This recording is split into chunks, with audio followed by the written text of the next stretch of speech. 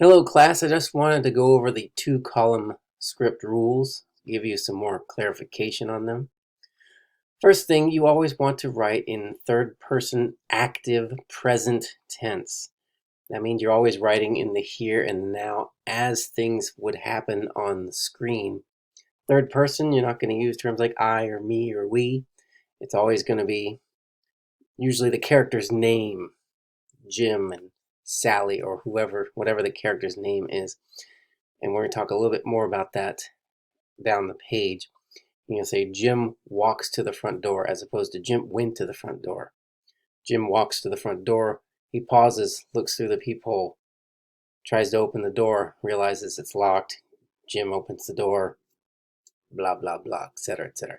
Present tense, active. Remember, movies are about action, and therefore we want to see what the characters are doing. Okay. You always want to use complete sentences. Spelling, grammar, and punctuation count. It's not a good time to be sloppy. It's a good time to be perfectly clear, and that's another reason to use proper punctuation. Capitalize the first letters of sentences and use periods at the end of them, just like when you're writing a paper. Page numbers should always appear in the upper right. Generally speaking, you don't put it on the first page, but if you haven't figured out how to avoid the first page and have it start on number 2 on page 2, then just put it on the first page and set it up in the upper right hand corner. Page numbers are extremely important. Not so much when you have a 3-page script, but when you have a 120-page script and you want everybody to turn to page 62, it becomes very important to have page numbers. Slug lines. This is also called a scene heading. It's how you tell the audience that, hey, we're starting a new scene and this is the location. In all caps, we're going to put the location, we're going to put the time of day, which is usually just day or night unless it needs to be more specific to sunrise, sunset, early afternoon, or even a day of a specific time, like in a show like 24 or in a movie like High Noon, where the audience is well aware what time it is throughout those productions, and so you would put that in there as well. So it should look like it's interior, which means it's inside. Exterior, EXT, would be outside. Interior classroom day, exterior moon surface, night, or what have you. And these go at the beginning of every new scene, and that's how the reader knows we're started a new scene. In the 2-column script, we have video and audio on the left. Video on the left, audio on the right. No exceptions. If it's audio or sound information, it goes in the right-hand column. If it's picture information, it's visuals, it goes in the right-hand column. Here's our slug line, our characters' names, the sound, what's creating the sound in all caps, and then what the sound is. Nat means natural sounds of a busy office. Typewriters clicking, or keyboards clicking, phones ringing, people talking in ways that we can't hear. Music in, and then a description or the name of the music and the artist. Okay.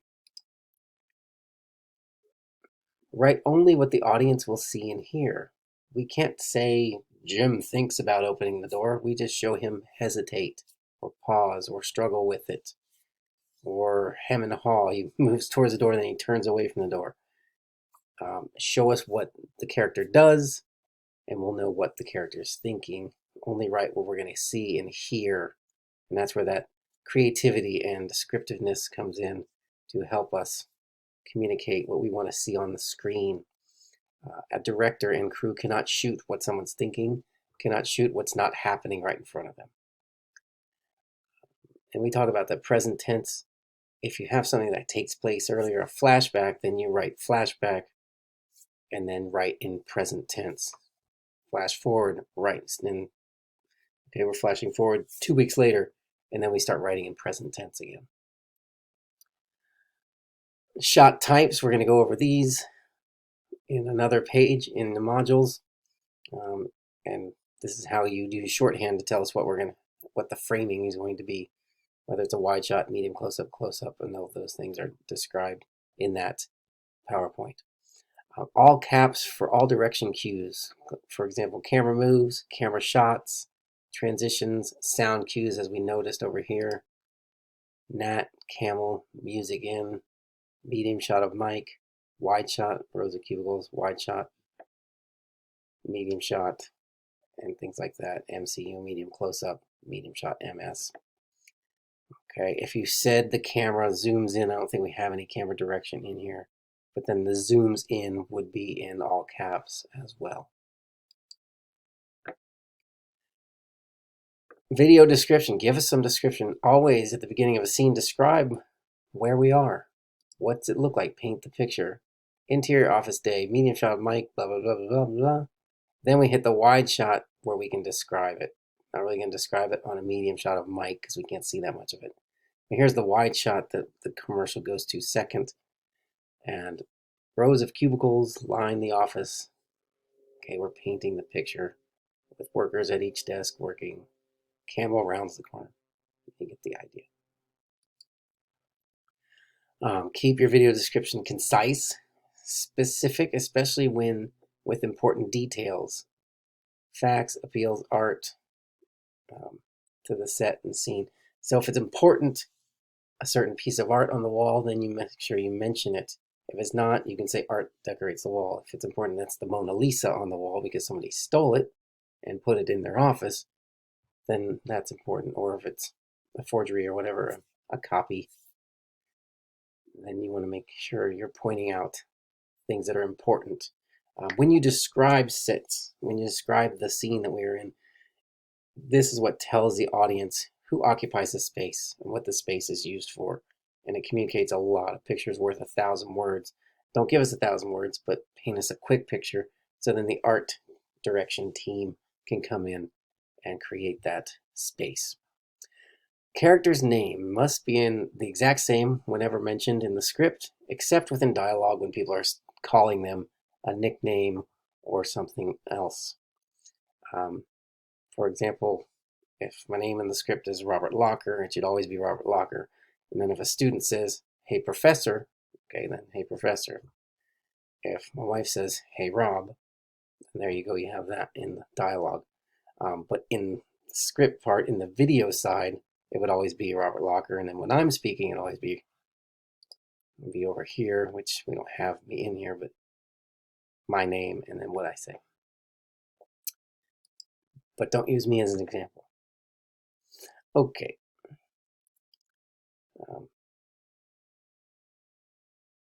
The first time a character is introduced, it's a really good idea to just use parentheses, Robert, 27 years old, just the first time. So we know that this kid is not 11, this person is not 72. Give us an idea right away. I mean, you could even say mid-30s, depending on what the script, what the character is, what the purpose of everything is.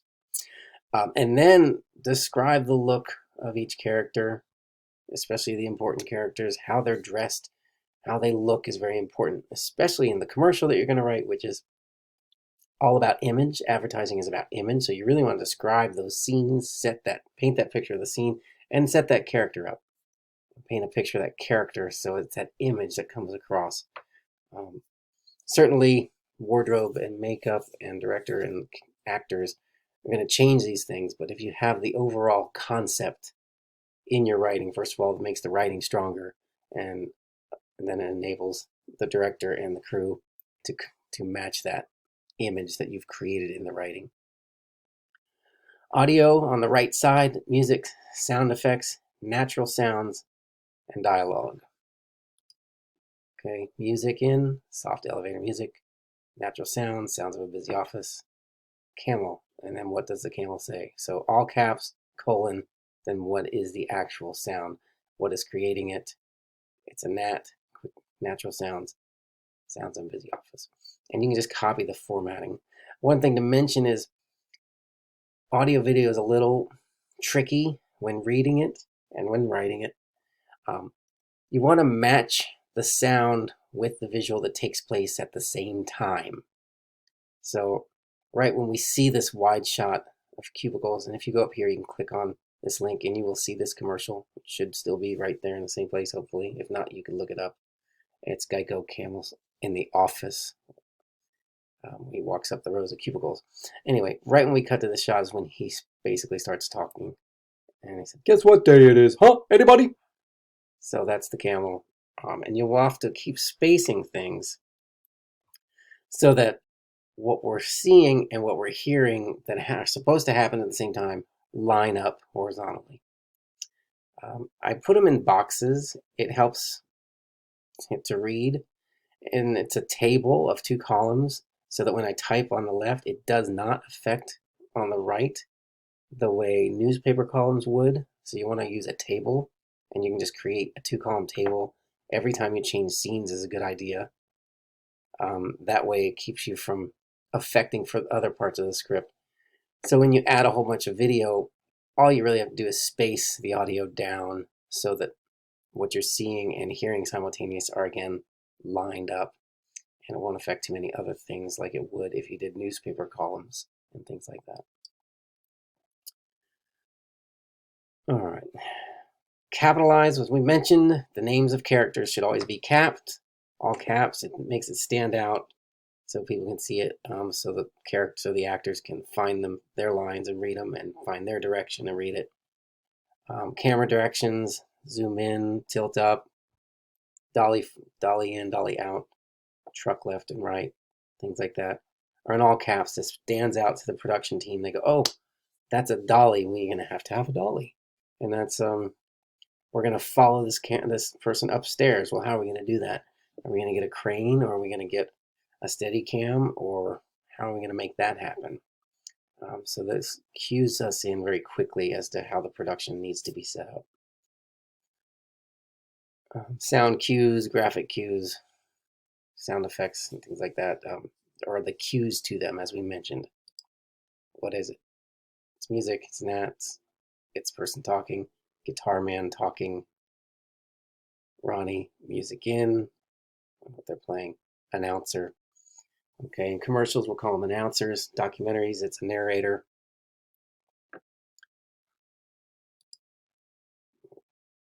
Punctuation, no exclamation marks. And this is not a hard and fast rule. I think it's a very good rule. Everything a character says is important. Otherwise, why would you put it in the script?